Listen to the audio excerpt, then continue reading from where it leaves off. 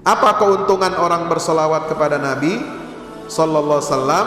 Man shalla alayya salatan sallallahu biha alaihi asyran. Siapa orang yang membaca salawat satu kali untuk aku, kata Nabi, maka Allah membalasnya dengan 10 rahmat. 10 kali salawat alias apa? Salawat untuk hamba itu artinya Allah berikan rahmat kepada orang yang berselawat kepada Nabi SAW itu 10 kali lipat. Dan Nabi sendiri yang menjawab salamnya. Ya, dalam hadis sahih, raddallahu alayya ruhi fa usallimu alaihi. Allah mengembalikan ruh aku. Jadi ruh Nabi dikembalikan oleh Allah ya kepada jasad beliau untuk apa? Menjawab salam kita. Kalau kita berselawat salam, kita mintakan rahmat Allah untuk Nabi SAW, lalu dijawab oleh Nabi SAW untuk rahmat bagi kita diturunkan, maka itu berarti satu tanda kemuliaan. Kenapa? Karena yang mendoakan jawaban Nabi itu adalah doa kepada Allah supaya turun rahmat kepada kita, supaya Allah memberikan dan menurunkan rahmatnya kepada kita yang bersalawat salam kepada baginda Rasulullah SAW.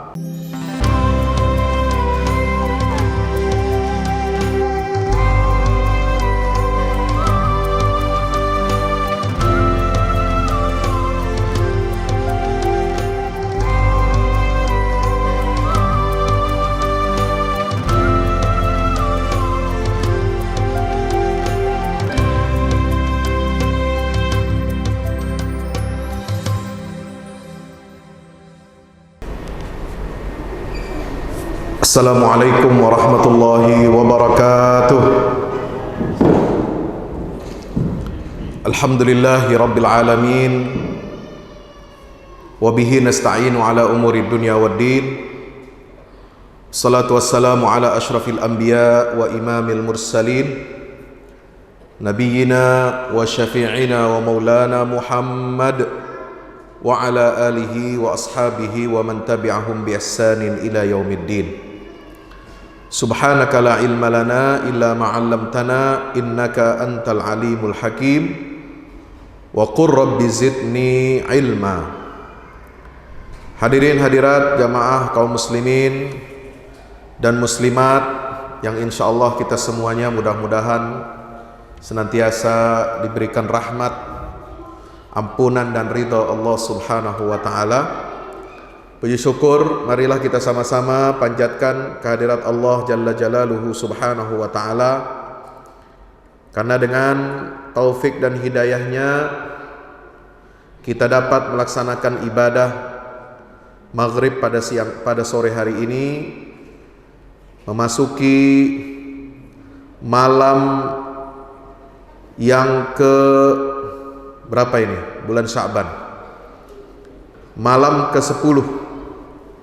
Jadi ini kita sudah masuki hari 10 Sya'ban. Ketika kita sholat tidak menghadap kiblat, maka sholat kita tidak sah. Sama ketika ada orang Islam sholat tapi tidak wudu, tidak sah, sholatnya batal. Atau ketika dia batal mengeluarkan hadas kecil, ya, keluar dari salah satu dua kubul ataupun dubur, maka itu dia sholatnya batal, maka tidak sah. Atau pakaiannya kena najis, tidak sah sholatnya. Atau tempatnya ada najis, tidak sah sholatnya. Maka menghadap kiblat ketika sholat itu adalah perkara yang sangat penting. Oleh sebab itu, arah kiblat di dalam ajaran Islam ini merupakan patokan orientasi ketika seorang hamba menghadap Allah Subhanahu wa ta'ala. Ya, dia harus betul-betul mengarahkan wajahnya ke arah kiblat yang ditetapkan oleh Allah Subhanahu wa ta'ala. Ketika Nabi SAW berdakwah, mendapatkan risalah di Makkah, ya, itu selama 13 tahun Nabi SAW sholatnya menghadap ke Baitul Maqdis atau ke Masjidil Aqsa. Sebelum Isra dan Mi'raj Nabi sudah sholat. Sholatnya yang wajib bagi Rasulullah itu sholat malam. Setelah Isra Mi'raj baru diresmikan sholat 5 waktu. Sebelum Isra Mi'raj belum ada kewajiban sholat 5 waktu. Yang ada baru kewajiban sholat malam. Sebagaimana firman Allah di dalam surah Al-Muzammil. Ya ayyuhal muzammil qumil laila illa qalila, ya, dan seterusnya. Kemudian di ayat yang terakhir surat Al-Muzammil itu dikasih keterangan secara rinci bagaimana dispensasi yang Allah berikan dan perintah untuk memperbanyak tilawatil Quran pada saat Qiyamul Lail. Jadi sholat malam itu sebelum diwajibkannya sholat 5 waktu, dia merupakan kewajiban kepada Rasulullah. Kemana Rasulullah sholat? Menghadap ke Masjidil Aqsa. Setelah Isra dan Mi'raj, setelah turun ayat Subhanalladzi asra bi'abdihi lailan minal masjidil haram ilal masjidil aqsa, maka sholat Nabi SAW itu juga tetap arah kiblatnya itu ke Masjidil Aqsa. Ya, hanya kewajibannya berubah dari sholat malam saja menjadi sholat 5 kali atau 5 waktu dalam sehari semalam. Ya. Ini terus selama periode Mekah. Setelah Nabi hijrah dari Mekah ke Madinah, Nabi juga sholatnya masih menghadap Masjidil Aqsa. Selama berapa bulan? Selama 16 atau 17 bulan. Ya, jadi adik-adik, dulu kita ini sholatnya umat Islam itu kiblatnya yang pertama itu kemana? Ke Masjidil Aqsa. Ya. Jadi Masjidil Aqsa itu sebelah utaranya Mekah, kota Mekah. Nah, itu di atasnya lagi itu Masjidil Haram, Masjidil Aqsa. Ya. Madinah itu adanya di mana? Di selatan kota Mekah. Ya. Nah, Bapak Ibu yang dirahmati Allah, dia berada di utaranya kota Mekah juga. Dia antara Masjidil Haram dan Masjidil Aqsa. Dia di tengah-tengah, tapi tidak persis di tengah. 500 km dari Mekah ke atas, kalau lihat peta itu ada Madinah, kota Nabi SAW. Baru kemudian 1000 km lagi itu ada Masjidil Aqsa di Palestina. Nah, Bapak Ibu yang dirahmati Allah Subhanahu wa taala, maka ketika turun ayat 142, 143, 144 surat Al-Baqarah yang memerintahkan Nabi untuk mengubah arah kiblat, memindahkan kiblatnya itu, ya, Nabi sedang sholat asar.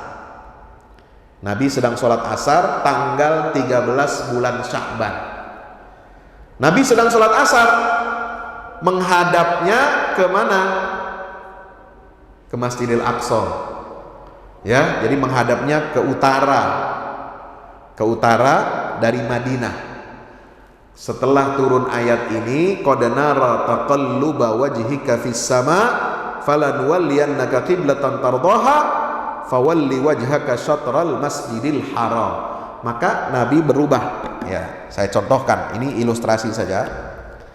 Ketika misalnya ini kiblatnya Masjidil Aqsa, umpamanya di sana Masjidil Aqsa. Ini Nabi sedang di Madinah, ya, Masjid Nabawi, di Masjidil mengarah kiblat Masjidil Aqsa. Ketika beliau sedang ruku, ya, sami Allahu liman hamidah, Rabbana lakal hamd, kemudian dia ruku, Allahu Akbar, turun ayat ini.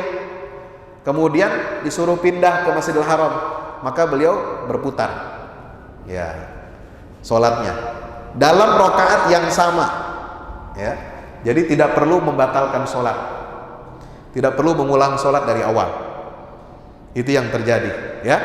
Dari sholat Masjidil Aqsa, kiblatnya ketika ruku, kemudian beliau berputar menghadap Masjidil Haram.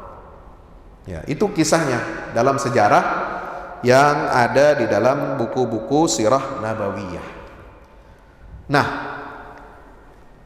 ketika Nabi sholat itu, beliau sedang dalam perjalanan. Nah, maka di sana di Madinah itu ada namanya Masjid Qiblatain. Di tempat itulah turun ayat qad nara taqalluba wajhika fis sama, ayat 144. Ketika Nabi sedang sholat, beliau memutar arah kiblatnya. Kemudian ada sahabat yang melihat lalu mengumumkan kepada jamaah yang mengikuti Nabi supaya memindahkan arah kiblatnya. Nah, itu kapan terjadi? Terjadi di bulan Sya'ban tanggal 13 Sya'ban tahun kedua Hijriyah. Nah, ini penting untuk kita ketahui, ya.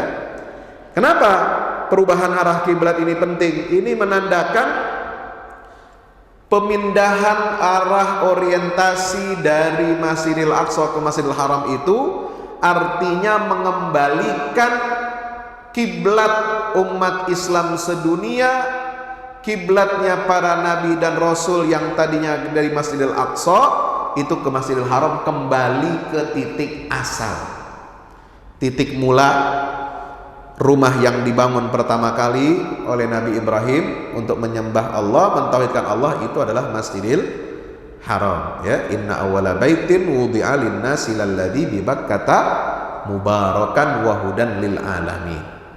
Maka kalau dulu orang Yahudi menyinggung, menyindir, apa itu Muhammad dengan pengikutnya, ya, itu orang stres mengubah arah kiblat, ya. Setelah di Makkah dia ditolak oleh kaum musyrikin Quraisy, kemudian di Madinah kita orang Yahudi juga tidak mengikuti, tidak mau menerima ajarannya. Rupanya Muhammad ini, ya, stres. Dia tidak mau lagi menghadap kiblatnya kita, menghadap kiblatnya nabi-nabi Bani Israel. Ternyata dia memindahkan kiblatnya itu ke Masjidil Haram. Nah, orang Yahudi mengatakan, seolah-olah mereka ingin mengatakan kiblat itu adalah milik kami, tidak boleh ada yang merubah-rubah. Tapi dia lupa, dalam Al-Quran dikatakan qul lillahil masyriq wal maghrib yahdi man yasha'u ila siratim mustaqim. Kiblat itu bukan urusan manusia. Yang menetapkan arah kiblat ketika kita salat, ketika kita ibadah, bukan haknya orang Yahudi, bukan haknya istimewa orang Yahudi atau Nasrani atau agama apapun. Tapi yang berhak menentukan arah kiblat itu adalah Allah, karena dialah yang memiliki al-masyriq wal maghrib. Arah timur dan arah barat semuanya milik Allah.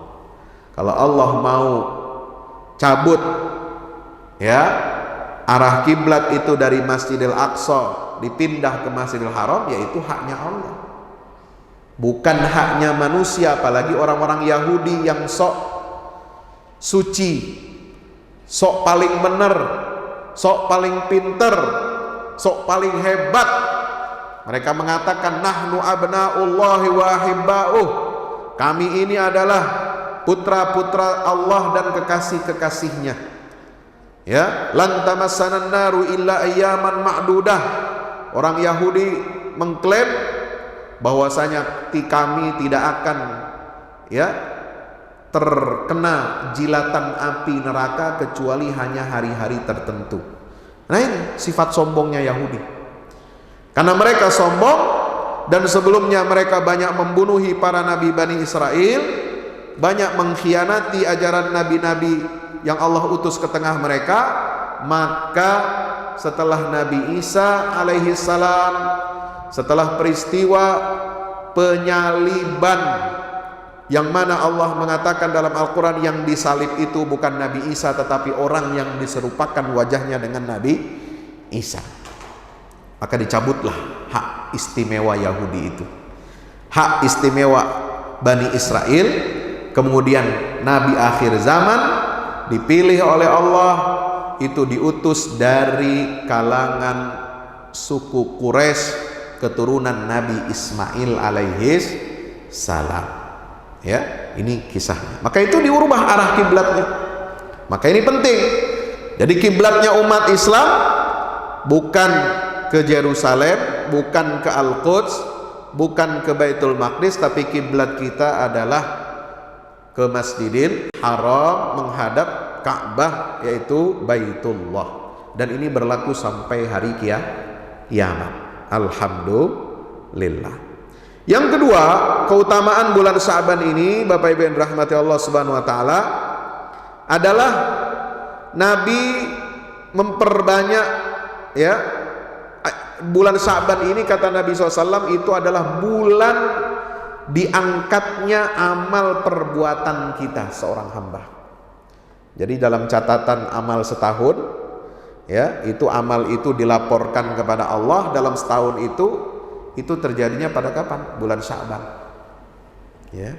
Jadi bulan Sya'ban ini tutup buku. Ibarat perusahaan, ya, laporan keuangan tutup bukunya itu, pertanggungjawabannya itu bulan Sya'ban. Kalau perusahaan bulan Desember tutup buku. Mulai buku baru, ya, tahun anggaran baru mulai Januari. Ya. Nah, dalam Islam catatan amal itu ditutup itu pada bulan Sya'ban. Apa maknanya? Itu untuk memberikan kesempatan ketika umat Islam ini memulai catatan barunya untuk tahun berikutnya, itu Allah berikan bulan Ramadan. Ya, bulan Ramadan ini bulan peningkatan amal. Bulan kita mengumpulkan pahala dari Allah Subhanahu wa taala, bulan kita meningkatkan ibadah, bulan kita taqarrub kepada Allah, bulan kita memperbanyak sedekah, bulan kita perbanyak qiyamul lail, salat tarawih berjamaah, bulan kita berpuasa wajib selama sebulan penuh, bulan kita untuk syahrul muasat, bulan kepedulian sosial. Itu dalam hadis Nabi SAW disebutkan. Bulan kita untuk menunjukkan keberpihakan kita kepada kaum du'afa, fakir, miskin, anak yatim, karena mereka sepanjang tahun merasakan lapar. Mereka laparnya tiap hari, ya, sepanjang tahun merasakan lapar. Kalau kita, alhamdulillah, yang diberikan karunia rezeki oleh Allah, alhamdulillah tidak pernah merasakan lapar, maka Allah uji kita di bulan Ramadan dengan wajib puasa sebulan penuh dari terbit fajar sampai terbenam matahari. Untuk apa? Merasakan sedikit bagaimana penderitaan rasa lapar dan hausnya orang-orang du'afa. Alhamdulillah. Itu sebagai sarana untuk melatih diri kita, untuk meningkatkan ketakwaan kita kepada Allah, di mana Allah Ta'ala berfirman, la'allakum tattaqun, sebagai tujuan daripada diwajibkannya puasa kepada umat Islam dan umat-umat sebelum kita ini adalah agar kita ini menjadi hamba-hamba Allah yang bertakwa. Jadi puasa itu latihan. Kalau makanan yang halal di depan kita, kita tidak sentuh. Kalau minuman halal di depan kita, kita tidak sentuh, kita tidak minum, walaupun tidak ada orang, walaupun kita hanya sendiri dalam ruangan, walaupun kita sendiri di dalam kamar mandi. Ya, adik-adik kamar mandi sendiri. Nah, kadang-kadang ya haus, minum dia. Nah, di dapur sendirian, nah, ambil air minum. Ya. Tapi kalau kita ini dilatih di bulan Ramadan, ya, walaupun kita sendiri, walaupun ada makanan, walaupun ada minuman, tidak kita sentuh, ini adalah latihan bahwa kita bisa terdidik, terbiasa menjauhi perkara-perkara yang halal, ya. Kalau sudah biasa menjauhi perkara yang halal, maka kita diharapkan dapat menjauhi perkara-perkara yang haram dan subhat. Itu. Jadi latihannya seperti itu. Maka kita beruntung, bulan Ramadan itu adalah bulan pertama dalam kehidupan kaum muslimin di mana catatan amal kita dalam setahun itu dibuka. Dan kesempatan pertama membuka catatan amal dalam setahun itu langsung diberikan diskon jor-joran oleh Allah, ya, diskon pahala, ya, bukan diskon harga barang, bukan harga sembako yang didiskon oleh Allah, tapi kita diberikan kesempatan pahala beribadah wajib. Ketika bulan Ramadan itu dilipat gandakan 70 kali. Faka'annama, ya, adda sab'ina faridah. Orang yang mengerjakan satu kewajiban, ya, di bulan Ramadan, misalnya puasa wajib, itu hitungannya wajib. Itu seperti 70 kali pahala dia puasa Ramadan itu. Sholat 5 waktu di bulan Ramadan itu pahalanya satu kali sholat itu seperti 70 kali sholat di luar bulan Ramadan. Alhamdulillah. Ya, kalau mengamalkan amal-amal yang sunnah, maka kata Nabi SAW pahalanya sama dengan pahala ibadah yang wajib. Nah, jadi ini luar biasa kesempatan Allah berikan. Catatan amal kita yang pertama yaitu bulan Ramadan, Allah buka selebar-lebarnya pintu rahmat dan Allah tutup serapat-rapatnya pintu azab. Alhamdulillah. Makanya kita harus gunakan dengan sebaik-baiknya, ya, insya. Maka Nabi SAW di situ mengatakan syahrun turfa'u fihil a'malu ilallah. Nabi ditanya oleh Usamah bin Zaid, ya. Usamah bin Zaid ini siapa? Anak dari anak angkatnya Rasulullah, ya, cucu angkat. Anak angkatnya Nabi namanya Zaid bin Harithah. Zaid bin Harithah punya anak kandung itu namanya Usamah bin Zaid. Dia tanya kepada Rasulullah, ya Rasulullah, kenapa engkau banyak berpuasa di bulan ini melebihi puasa di bulan-bulan yang lain selain Ramadan? Maka Nabi menjawab, itu Sya'ban ini adalah bulan yang sering orang lalai, dan Sya'ban itu adalah bulan diangkatnya amal catatan kita, perbuatan kita dalam setahun dilaporkan kepada Allah Subhanahu wa ta'ala. Yang ketiga, keistimewaan bulan Sya'ban dalam kehidupan Nabi SAW adalah Nabi memperbanyak puasa di bulan Sya'ban ini. Insya Allah, tidak terbatas waktunya. Mungkin yang biasa Senin Kamis bisa ditambah lagi. Bukan hanya juga puasa pertengahan bulan Qamariyah atau Hijriyah 13, 14, 15 ditambah lagi. Ya, ini sebagaimana yang dilakukan oleh Nabi SAW. Kenapa Nabi SAW banyak puasa sunnah di bulan Sya'ban? Apa jawab Rasulullah SAW ketika ditanya seperti itu? Jawaban Nabi, uhibbu an yurfa'a amali ilallah wa ana shaim. Aku ingin ketika amalku dilaporkan kepada Allah Subhanahu wa ta'ala, ya, ketika catatan amal perbuatan itu dilaporkan, diangkat ke langit, maka saya ingin aku itu dicatat dalam keadaan berpuasa. Alhamdulillah. Yang ketiga, yang keempat, terakhir, di bulan Sya'ban ini mari kita perbanyak sholawat kepada Rasulullah SAW. Ya, sholawat kepada Nabi SAW itu kembali keuntungannya untuk kita, bukan untuk Nabi. Ya, Nabi dimintakan oleh kita atau tidak, dimintakan rahmat Allah oleh kita atau tidak, Nabi itu hidupnya di alam barzakh, hidupnya di alam kubur itu selalu berlimpah rahmat dari Allah. Maka keuntungan sholawat dan salam kepada Rasulullah itu kembalinya kepada kita. Apa keuntungan orang bersolawat kepada Nabi sallallahu alaihi wasallam? Ya, man shalla alayya salatan sallallahu biha alaihi ashran. Siapa orang yang membaca salawat 1 kali untuk aku, kata Nabi, maka Allah membalasnya dengan 10 rahmat. 10 kali salawat alias apa? Salawat untuk hamba itu artinya Allah berikan rahmat kepada orang yang bersalawat kepada Nabi SAW itu 10 kali lipat. Dan Nabi sendiri yang menjawab salamnya. Ya, dalam hadis sahih, raddallahu alayya ruhi fa usallimu alaihi. Allah mengembalikan ruh aku. Jadi ruh Nabi dikembalikan oleh Allah ya kepada jasad beliau untuk apa? Menjawab salam kita.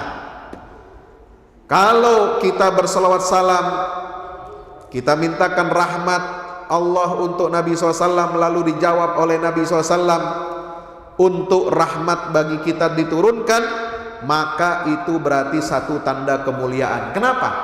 Karena yang mendoakan jawaban Nabi itu adalah doa kepada Allah supaya turun rahmat kepada kita. Ya, jadi yang minta langsung yang minta langsung itu Nabi Muhammad SAW kepada Allah supaya Allah memberikan dan menurunkan rahmatnya kepada kita yang bersalawat salam kepada baginda Rasulullah SAW. Ya, kenapa? Kok kita memperbanyak salawat di bulan Sya'ban? Apa rahasianya? Apa sih alasannya, Pak Ustadz? Karena kata seorang ulama, Al-Imam Al-Qastallani, ya, beliau menyatakan ayat perintah bersolawat di dalam Quran surat apa? Al-Ahzab. Innallaha wa malaikatahu yusalluna 'alan nabi. Ini kan sering dibaca oleh para khatib hari Jumat. Ya ayyuhalladzina amanu sallu alaihi wa sallimu taslima. Maka jamaah membaca Allahumma salli ala Muhammad wa ala ali Muhammad. Ayat ini turun ya, menurut Imam Al-Qastallani itu di bulan Sya'ban ya. Dalam sejarahnya, dalam asbabun nuzulnya demikian diriwayatkan. Maka alangkah baiknya kalau kita perbanyak salawat untuk Nabi SAW di bulan turunnya ayat Allah yang memerintahkan kita untuk bersalawat salam kepada Rasulullah SAW. Ya, Allahumma salli ala Muhammad wa ala ali Muhammad. Baca yang banyak salawat kepada baginda Rasulullah SAW. Maka itu kalau misalkan ada hadis ya, ini walaupun dhaif tapi maknanya maknanya bagus, maknanya benar. Seperti ada hadis dhaif yang mengatakan itu diteliti oleh Imam Ibnu Hajar Al-Asqalani ya. Ada hadis yang populer, ini biasa disampaikan oleh para mubalik. Di kalangan masyarakat awam itu suka disampaikan. Apa bunyi hadis dhaifnya? Ini hadis dhaif lemah. Rajab syahrullah wa Sya'banu syahri wa Ramadan syahru ummati. Ini sering populer ya, kita dengar ya. Rajab itu bulannya Allah. Maksudnya bulan Allah itu 4 bulan yang diistimewakan itu, Asyhurul Hurum. Kemudian Sya'ban itu bulan aku. Bulan aku. Maksudnya apa? Bulannya Nabi Muhammad SAW. Apa Nabi lahir di bulan Sya'ban? Tidak. Apa Nabi hijrah di bulan Sya'ban? Bukan. Apa makna istimewanya bulan Sya'ban itu disebut bulannya Rasulullah? Ya, bisa jadi karena pertama, Nabi suka sering berpuasa di bulan Sya'ban seperti hadis sahih riwayat Imam Bukhari tadi. Yang kedua, sangat dianjurkan kita memperbanyak salawat di bulan Sya'ban. Kenapa? Ayat Innallaha wa malaikatahu yusholluna 'alan nabi itu turunnya di bulan Sya'ban. Ya. Maka itu agak nyambung ya, kalau disambung-sambungin ya, istilah kata sekarang cocok logi. Ya, kalau mau dicocok-cocokkan, mau disambung-sambungkan emang nyambung. Sya'ban itu bulan aku. Walaupun ini hadisnya dhaif. Kenapa? Ya itu ada tadi, ada 2 syahidnya, 2 saksinya. Di bulan Sya'ban itu Nabi senang berpuasa melebihi bulan lain selain Ramadan. Dan yang kedua, di bulan Sya'ban itu ayat perintah Allah untuk berselawat kepada Rasulullah SAW itu turunnya di bulan Sya'ban. Yang ketiga, Ramadan syahru ummati. Ini hadis dhaif. Ramadan itu bulannya umatku. Maksudnya apa? Bulan umat itu maksudnya bulan Ramadan itu adalah bulan yang istimewa untuk hamba-hambaku umat Rasulullah SAW. Mereka katakanlah merayakan turunnya rahmat Allah, yaitu bulan suci Ramadan, ya, karena rahmat Allah itu turun begitu melimpah di bulan Ramadan, yaitu turunnya Al-Quranul Karim. Disitulah umat Islam berlomba-lomba untuk memanen pahala. Ya, ini terakhir. Berlomba-lomba untuk memanen pahala sebanyak mungkin di bulan Ramadan dengan berbagai amal-amal saleh, mulai dari yang wajib sampai yang sunnah, mulai dari yang ibadah mahdhah sampai ibadah sosial, ya, itu semua umat Islam berlomba-lomba. Maka tidak berlebihan kalau ikut redaksi dalam hadis dhaif itu dikatakan Ramadan itu syahru ummati, bulannya umatku. Artinya apa? Bulan festival. Tapi bukan untuk merayakan formalitas, tapi merayakan turunnya Al-Quran dengan memperbanyak ibadah kepada Allah Subhanahu wa ta'ala sebagai tanda syukur kita atas rahmat Allah berupa turunnya Al-Quranul Karim. Karena Al-Imam Muhammad Abduh dan Syekh Muhammad Rashid Ridho dalam tafsir Al-Manar ketika menjelaskan surah Al-Baqarah ayat 185, Syahrul Ramadan alladzi unzila fihi al-Qur'an hudan linnas wa bayyinatin minal huda wal furqan. Beliau mengatakan bahwasanya alasan kenapa kita umat Rasulullah wajib berpuasa di bulan Ramadan adalah karena di bulan itu Allah turunkan Al-Quran. Ini alasannya. Maka kita berpuasa Ramadan itu adalah sebagai tanda rasa syukur kepada Allah atas nikmat turunnya Al-Quran. Maka bulan Ramadan, puasa dan Al-Quran tidak bisa dipisahkan. Kalau bulan Ramadan, Bapak Ibu Saudara tidak membaca Quran sampai hatam, rugi. Ya, kesempatan apa lagi yang harus kita cari untuk bisa hatam Quran selain bulan Ramadan? Kalau umat Islam puasa tapi tidak hatam Quran, ibarat dia makan makanan yang enak tapi tidak ada rasanya.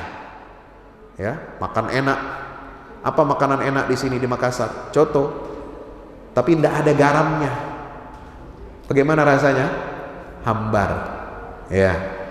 Makan konro bakar, sop iga bakar, tapi tidak ada rasanya, rempahnya nggak ada, kemudian garamnya nggak ada, tidak enak.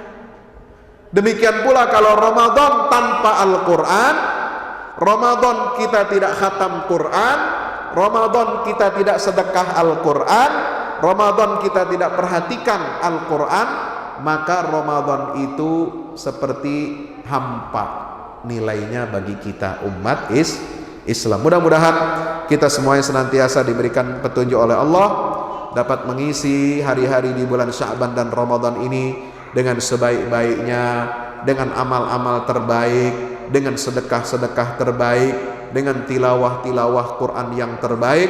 Mudah-mudahan Allah jadikan kita sebagai hambanya yang muttaqin, yang bertakwa kepada Allah Ta'ala. Amin ya Rabbal. Aqulu qawli hadha astaghfirullah li wa lakum. Wassalamualaikum warahmatullahi wabarakatuh.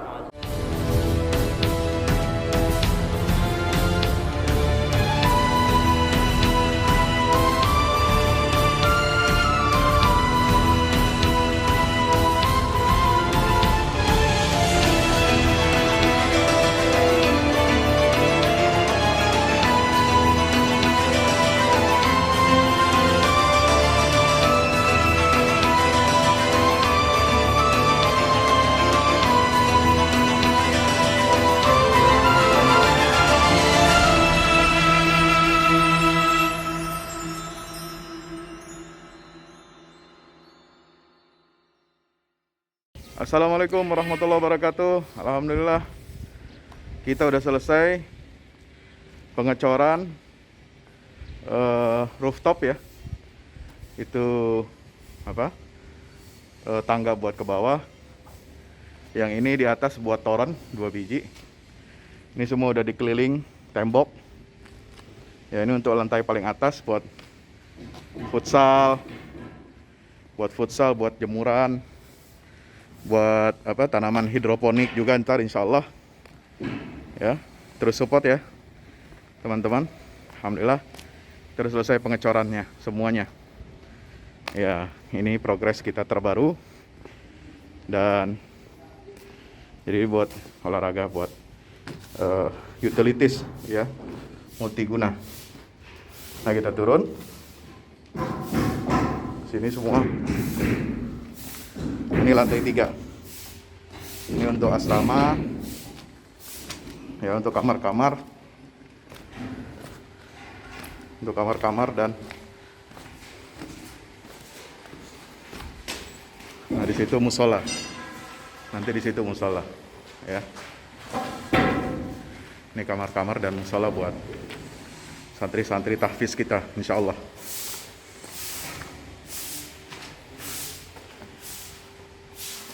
Nah, ini lantai 2 kita turun.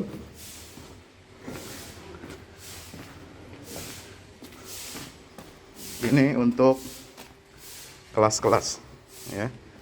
Kelas-kelas tahfidz, kelas-kelas tadabbur. Insyaallah. Mau udah jadi. Alhamdulillah, dengan dukungan antum semua. Nah, tinggal ke bawah di sini buat aula. Aula semua di sini ya. Mohon doanya terus, mudah-mudahan berkah, mudah-mudahan cepat jadi finishing. Kira-kira finishingnya ini butuh 1,5 M lagi ya, mudah-mudahan. Al-Fatihah. Al-Fahmu Institute mempersembahkan serangkaian buku karya Ustadz Fahmi Salim LCMA, buku pesan-pesan tauhid untuk negeri di masa pandemi, buku mutiara ilmu-ilmu Al-Quran.